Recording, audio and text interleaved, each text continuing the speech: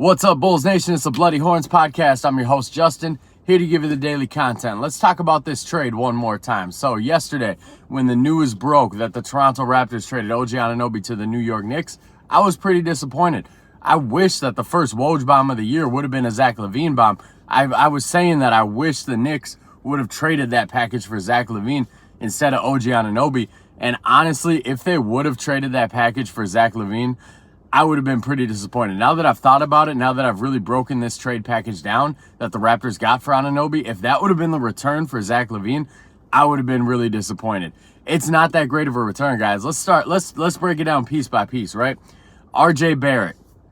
I know there's a lot of people out there who are big RJ Barrett fans. Shout out to my boy Don on Twitter. He's been on that RJ Barrett bandwagon dating way back to last year. But my thing is, I think RJ Barrett is what he is. I don't think there's another step for him to take. I think he's reached his ceiling in the NBA, and that's a decent stats on a decent team type of player. He's never going to be, I don't think he's ever going to be a good stats bad team player by any means, but I also don't think he's ever going to be the fourth or fifth best guy, even the third best guy on a team that has any real championship aspirations. I don't think he's ever going to be an all-star. We've seen him top out at 20 points a game. That was 2 years ago. Now he's hovering right around 18. He's not a great catch-and-shoot three-point guy.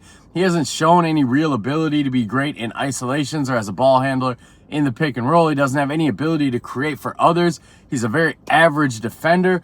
So he is what he is. To me, I look at him and I look at Kelly Oubre and I say, what's the difference? Like, they're very similar players size-wise. Their game is very similar. Kelly Oubre is on a minimum contract. RJ Barrett's making $20 million a year this year. RJ Barrett's contract, 3 years from now, he's making $29 million a year with the escalation. So I would not want RJ Barrett back on the Bulls. Not only that, but I don't know how he would fit in with him and Patrick Williams. If you got him at the 3, Patrick Williams at the 4, I don't really know what that team is doing, how that's all shaken out.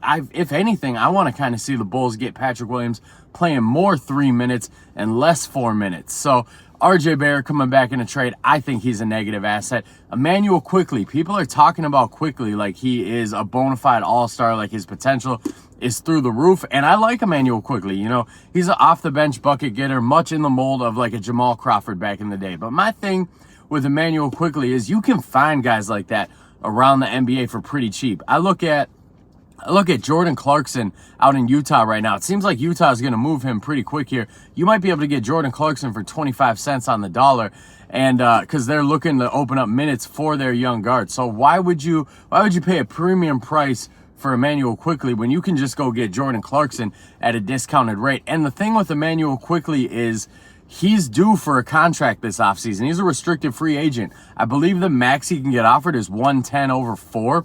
I don't know if a team is going that high for him, but I won't be surprised if somebody offers him 90 over 4, 95 over 4. Then you're looking at 25, damn near 30 million a year when you break that contract down. So if you're the Bulls and you trade for a guy like that, and then you got to pay him this offseason when we already have Kobe White, we already have Alex Caruso, we have Ayo Dosunmu, Dalen Terry stepped up. I don't want to pay another guard who we've seen Emmanuel Quickley in the playoffs too. And if you guys remember their playoff run last year, he was not very good in those situations. So he's going to put up big numbers in Toronto for sure. I don't know that he's really a player you want in your starting lineup. I don't know if he's a player you want closing your games out for you. So you look at those two players coming back in a trade for Zach Lavine, I would have been very disappointed in the Chicago Bulls if that's what they were getting back. The best asset that they got back is the second-round pick. Now, when you hear second-round pick, you think, wow, that's not a first. That's pretty disappointing. But this is Detroit's second-round pick.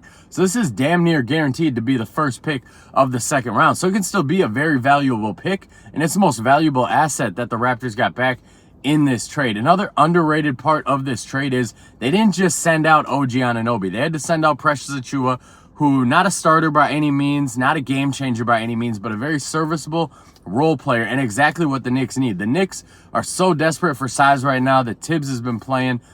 Bulls legend Tom Thibodeau. Bulls legend Taj Gibson has been getting 15 to 20 minutes a night for Tom Thibodeau. So they need size. They needed somebody to plug in there.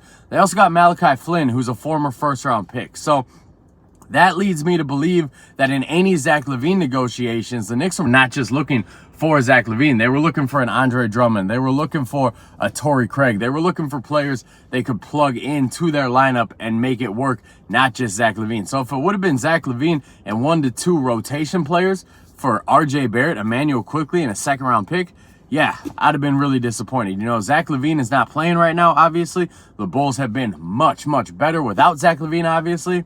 His trade value is tanking, obviously. But I still would have been disappointed with that return.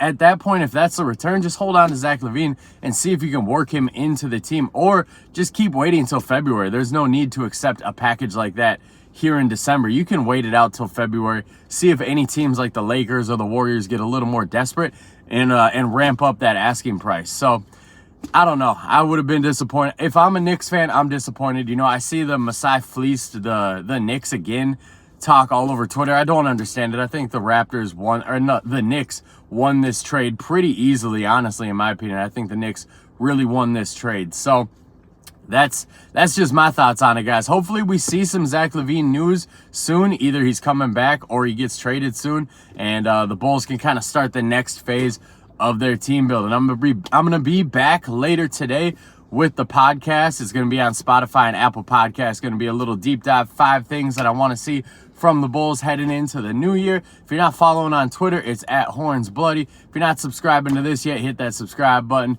Take it easy, Bulls fans. Happy New Year.